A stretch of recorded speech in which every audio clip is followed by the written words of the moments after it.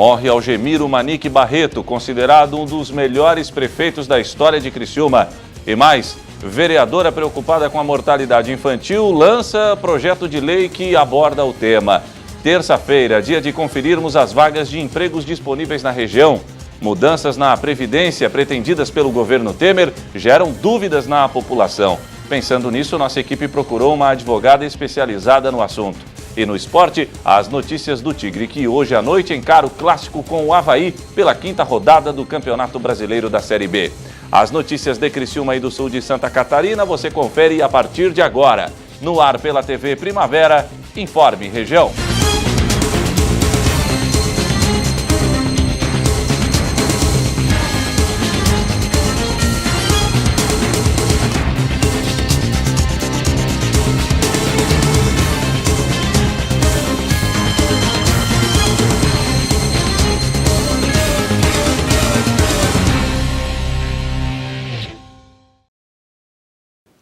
Hoje, terça-feira, dia 31 de maio de 2016. Para você que sintoniza a tela da TV Primavera, uma boa noite. Faleceu no início da manhã de hoje Algemiro Manique Barreto. O ex-prefeito de Criciúma deixou um legado de grandes obras pela cidade e foi considerado como um dos maiores prefeitos da história de Criciúma. Hoje, familiares, populares e autoridades prestaram as últimas homenagens a seu Algemiro.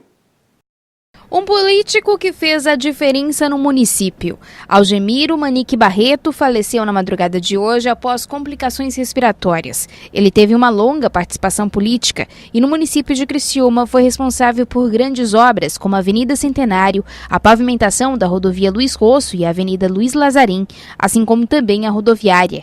Quem teve a oportunidade de conhecê-lo e conviver um pouco com este visionário traz as melhores recordações. O seu Algemiro foi um grande político e uma grande pessoa acima de tudo, né? O que emociona é saber que uma pessoa como o seu Algemiro, o ciclo da vida, as pessoas se vão, algumas a gente nem gostaria que fossem, né, como é o caso dele, mas emociona muito, por exemplo, a gente chegar aqui e ver o Coral do Bairro da Juventude fazendo uma homenagem, porque foi uma instituição que ele ajudou tanto, que ele teve tanto à frente e que ele deixou, é um dos legados que ele deixou para a cidade, né?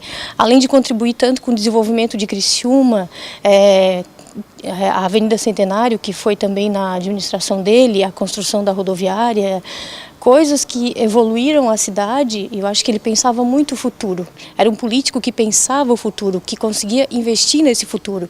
Então, por isso que ele fez história, faz história e, com certeza, o seu Algemiro vai ficar na história. Ele já está na nossa história. Ele estava internado no Hospital São João Batista desde a última quarta-feira. Natural de Nova Veneza e um batalhador por causas sociais, Algemiro faleceu com 86 anos. Diversas autoridades políticas se fizeram presentes para dar o último adeus. Ele foi um exemplo para nós, foi um visionário, um homem que sempre trabalhou por Criciúma, fez grandes obras, mas eu acho que a grande obra dele foi o amor por Criciúma, o amor pelo povo criciumense. E isso transformado em obras que trouxeram benefícios, como a Avenida Centenário, a Vila Olímpica. Ele tinha uma visão bastante ampla e à frente de muita gente. E para não ser tão querendo ser simples, mas eu tenho consciência de que ele tinha uma visão muito maior que a nossa, principalmente que a minha. Eu procurei me espelhar em muitas coisas que ele fez, e é uma pena que ele deixe a cidade, é uma perda irreparável, mas o que ele fez serve de exemplo e eu espero que os outros políticos continuem fazendo o que o senhor Algemiro fez. O que ele fez foi bom para Criciúma, foi bom para todos nós e nós só temos que agradecer, principalmente na despedida. O senhor Algemiro, pela sua dedicação na vida pública e na vida comunitária, ele deixou grandes exemplos. Ele, em todos os momentos, quando eu estive à frente da prefeitura ou mesmo no governo do estado, ele sempre nos procurava para trazer benefícios para as pessoas, para o bairro da Juventude, para o Lions e para tantas ações sociais significativas. Então, ele, além de ser um grande prefeito, importante para o desenvolvimento de Criciúma na época, com uma visão de futuro muito importante, ele deixa um legado de bons exemplos. Ele, a dona Zuma, sua esposa, que foi fundadora da FASC, acho que são memórias importantes que devem ser sempre lembradas com carinho. O alto índice de mortalidade infantil na cidade motivou uma vereadora a elaborar um projeto de lei que visa combater as mortes de crianças no município. A reportagem é de Morgana Salvador. O município de Criciúma já registrou altos índices de mortalidade infantil. Segundo dados do Sistema de Informações de Mortalidade, o SIM, do governo federal, no ano de 2014 foram 30 óbitos. Já no ano de 2015 houve uma redução, indo para 21 casos registrados no município.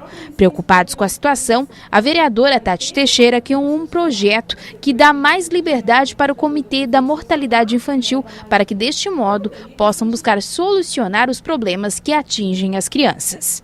Hoje já existe o comitê, mas ele é formado através de um decreto do prefeito municipal.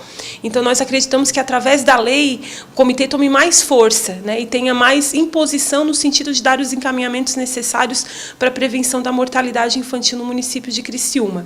Além disso, além da questão de nós tornarmos o comitê forte através de uma lei, nós também entendemos que ele passe a partir desse momento a ser deliberativo, que aí a gente acredita que os encaminhamentos que o comitê apontar para que sejam necessários evitar as mortalidades infantis possam ser efetivamente realizadas. São diversos os fatores que podem ter relação com a mortalidade infantil e os motivos podem se originar desde a falta de informações para a realização do pré-natal.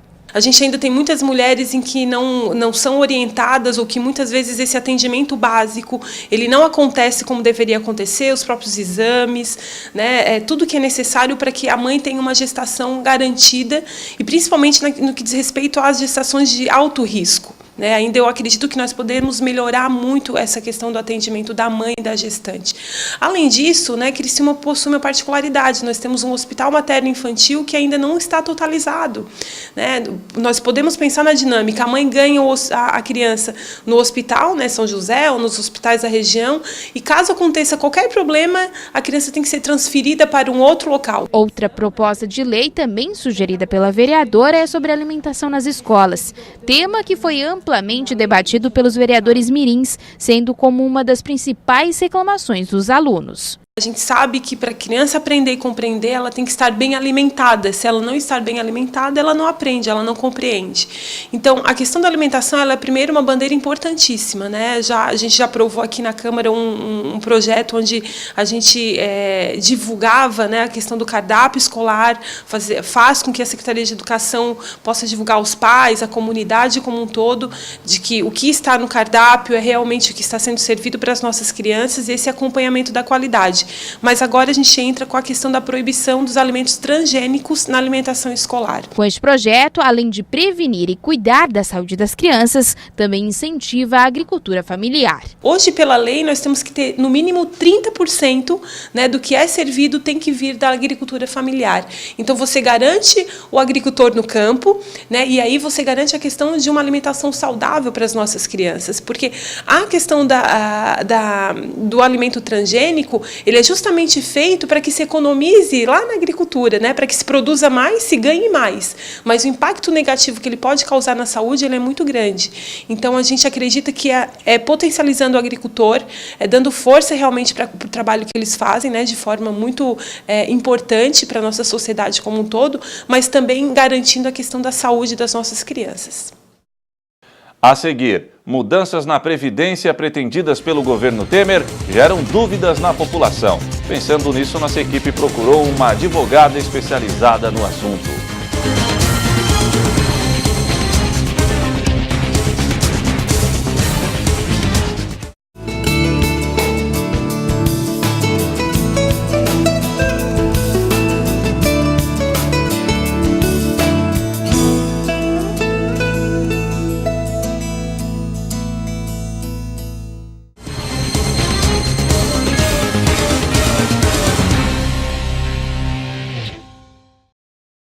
E toda terça-feira é dia de conferirmos as ofertas de empregos disponíveis na região. As vagas de hoje são essas. Confira.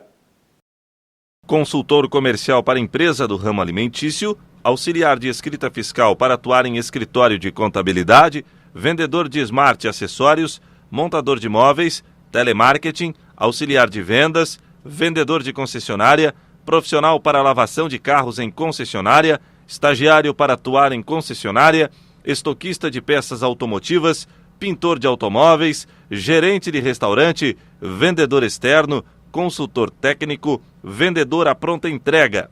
Interessados devem buscar mais informações através do telefone 3433-3202 ou via e-mail selecal@excelênciarh.net. As mudanças na Previdência Social pretendidas pelo presidente interino Michel Temer estão enchendo a população de dúvidas. Pensando nesta situação, fomos ouvir uma advogada especializada no tema. Acompanhe.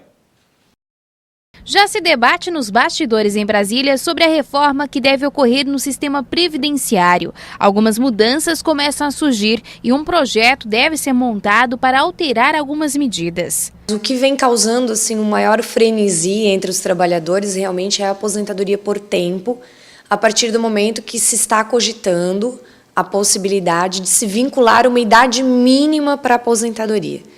Então nós criaríamos aí uma regra nova, no lugar daquelas já existentes. Então a tendência é que desapareça do ordenamento previdenciário a aposentadoria por tempo de contribuição com 30 anos para a mulher, com 35 anos para o homem, com a aplicação do fator previdenciário, ou então alcançando aquela regra nova que saiu no final do ano passado, né, de a mulher somar tempo e idade, fechar 85 pontos, e o homem, tempo e idade, sair com 95 pontos, sem fator previdenciário na fórmula de cálculo.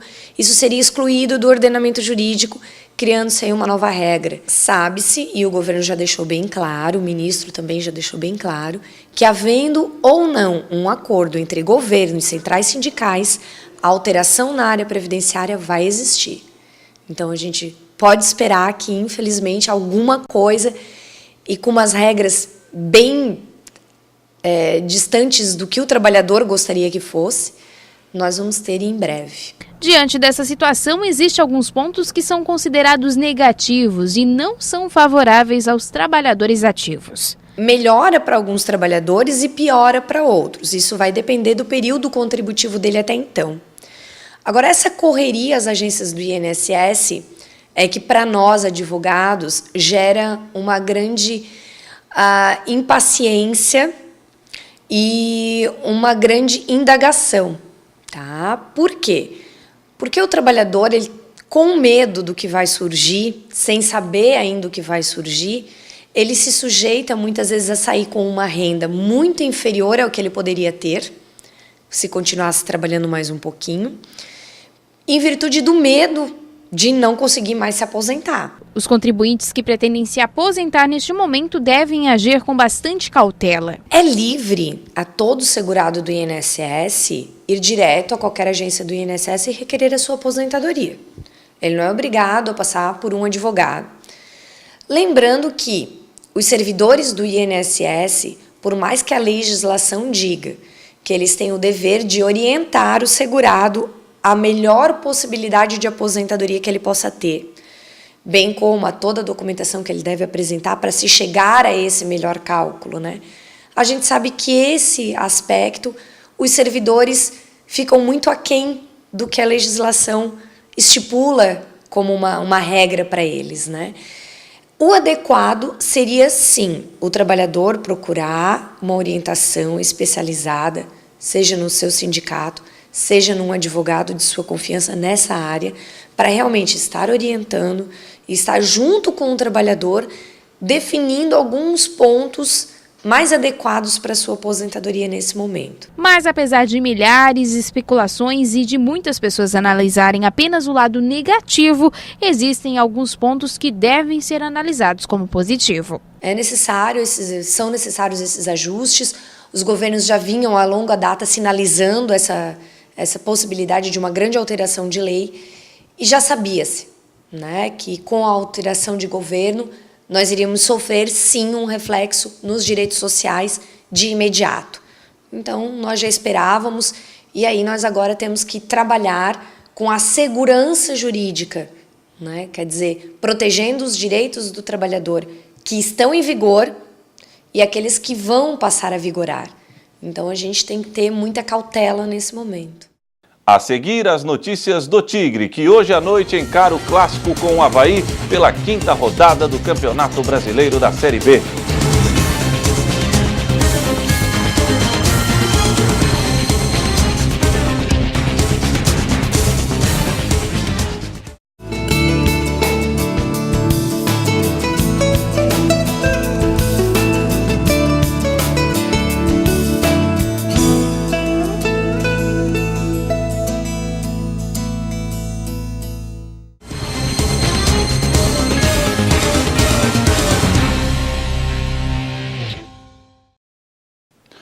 Hoje o Criciúma tem um jogo especial na Série B. A partida vale 3 pontos, como qualquer outra da competição. Porém, o adversário é um tradicional rival, o Avaí. E para vencer o clássico desta noite no Heriberto Wilson, o técnico Roberto Cavalo já tem a fórmula preparada. A derrota para o CRB faz parte do passado. Agora o Carvoeiro só pensa no clássico de logo mais diante do Avaí. E para vencer o rival, o técnico Roberto Cavalo optou pelo time que atuou durante o segundo tempo em Maceió, com Niltinho na lateral esquerda e Roberto no ataque. Nós não vamos fugir muito do que começamos esse campeonato. Tivemos um bom volume de jogo contra o CRB, mas não foi o suficiente para uma vitória. Jogamos até mais que o CRB em termos de controle do jogo. Criamos situações e não concluímos, né? E num descuido, tomamos 2 gols, onde eu cobro muitos jogadores, que o primeiro passo é não tomar gol. A Série B é um campeonato que exige isso. E infelizmente tivemos a derrota. E realmente foram uma equipe muito forte pelo lado direito e me precavi, marcando o lado esquerdo com o Jareta. E também não usando o Roberto, até porque a gente sabe que ele não está ainda a 100% no seu ideal. E hoje eu acho que ele já está em melhores condições. Ele dentro de campo ajuda muito. Então a ideia hoje é começar com o Niltinho, que fez um bom jogo contra o Goiás pela ala esquerda, o Roberto na frente, junto com o Gustavo e Elvis. No reencontro com o torcedor, a expectativa de repetir as boas atuações dos primeiros 4 jogos da competição. Porém, o comandante do Tigre afirma: oscilações irão ocorrer. Nós temos que entender que todos os clubes vão ter altos e baixos. É normal numa competição difícil como é a Série B do Brasileiro. Eu creio que sim, até porque os jogadores estão mais recuperados, mas nem todos os jogadores vão manter aquele futebol de 100%. Um ou outro é normal ter uma decadência. Por exemplo, hoje o Avaí está tendo um William, né, que vinha sendo até criticado, e agora desencantou. Então é um jogador que nós temos que ter muito cuidado, também com o Tatá, 2 atacantes que sabem fazer gol, e que o nosso time tem que repetir aquelas atuações dentro de casa, porque aí sim nos dá uma tranquilidade maior em termos de 90 minutos. Ciente que a arbitragem influenciou no resultado do jogo contra o CRB na última sexta, Cavalo se esforça para que esse sentimento seja esquecido. O treinador tricolor não quer que seu grupo perca o foco, que é subir para a Série A. Eu converso com os jogadores na semana, estou vendo os treinos, não deixo dar carrinho, puxar a camisa, botar a mão na bola. Tudo isso é cobrado. Agora, quando vem contra da maneira que você mesmo colocou, não cabe nós, tipo o treinador, os jogadores, se manifestar. Nós temos que jogar futebol. Eu estou, como falei, tranquilo que vocês estão tendo essa visão, estão cobrando, e isso com certeza vai chegar à CBF, porque quando, lá no final do campeonato, vai ter que ter uma arbitragem mais adequada, porque nós não queremos que ninguém, na dúvida, alguma coisa assim, puxe para o Criciúma. Agora, é vergonhoso quando tu tem situações visíveis, né, e que não são tomadas a decisão da maneira que foi contra o CRB.